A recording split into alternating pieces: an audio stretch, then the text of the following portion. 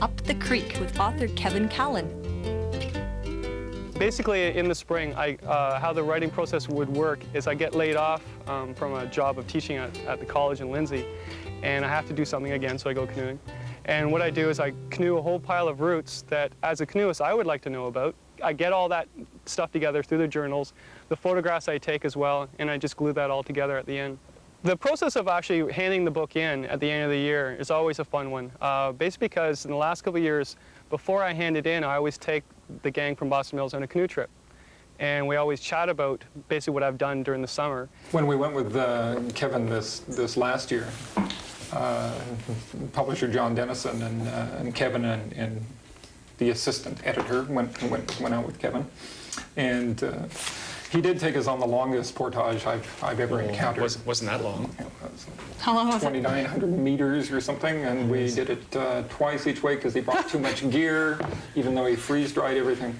But once we got there, it was nice that there was a stone couch that had been fashioned by the Flintstones nice. At the campsite. It was. Or park rangers. And then a couple weeks after, I come and visit them with the manuscript. The manuscript is strong. We're going to cut it back a little bit, but as usual, it's got some really strong anecdotes, and I like the title, The Brook Trout and Black Flies. We just have to wrestle with whether black flies is one word or two words.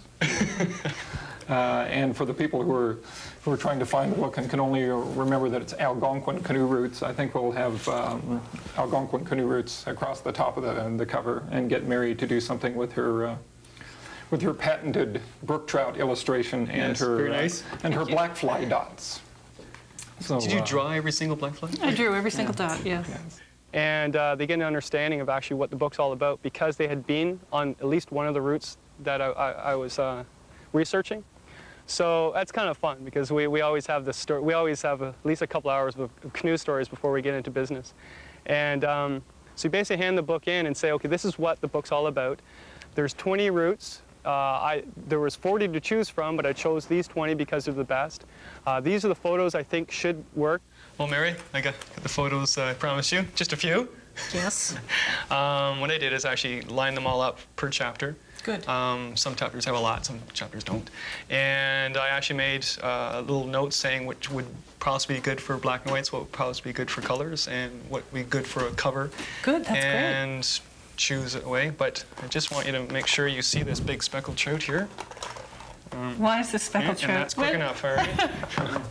wait a minute, that's my trout. Oh, yeah, right. And by the way, what you get for color photography this book is an 8-page insert, so we'll be cutting a few. Are you saying this shots. is not enough? Well, this is good that you've marked which ones that you think might be useful ones for me to choose, because I look at them all, but your markings make it easier to figure out which ones are important to be Yeah, which ones might be an idea. But you always get the best ones, actually, the ones I don't even choose. So.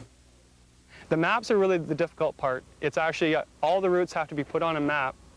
Then Mary actually have to go into my mind and actually figure out what I'm trying to write on that map, and she has to create that. And how we worked in the past, it's like when we first started writing the maps, I said, okay, it's like we're meeting for coffee, and you want to go canoeing, and you ask me where to go. I'm just going to jot it on a napkin, and it will get you there. It won't tell you exactly where the rock is in the rapid, but it'll tell you where the portage is or whatever. So it's not that detailed, but it's also, there's enough to get you there down the river and have a journey. Was it a nightmare with the maps? Well, it's not really a nightmare. It's a lot of work to There's draw 20 all routes, the bodies actually. of water, yeah, all the routes. After it's all drawn and into the computer, then I start placing the place names and your routes and all the other bits of information that you want on the campsites and all the little interesting points of like the bear sighting places and stuff like that. It takes a long time, but it's fun. Yeah, I like the design though, because the design is basically it's not as professional as a topo map, but it's also it's enough to get you there again, and you know that little favorite campsite, little moose sighting spot. Yeah, Makes it well, more I personal. think the nice thing was with the last book that I think we can do with this book too is make it really informal and really easy to follow, but not a map that requires you to know anything about map reading. All you have to do is just follow what we've done. The books that I write, I hopefully believe that actually they're not really specific on canoe routes. It's actually the journey that takes place between A and B. I'll tell them how to get the drive there, how to canoe it, how to finish.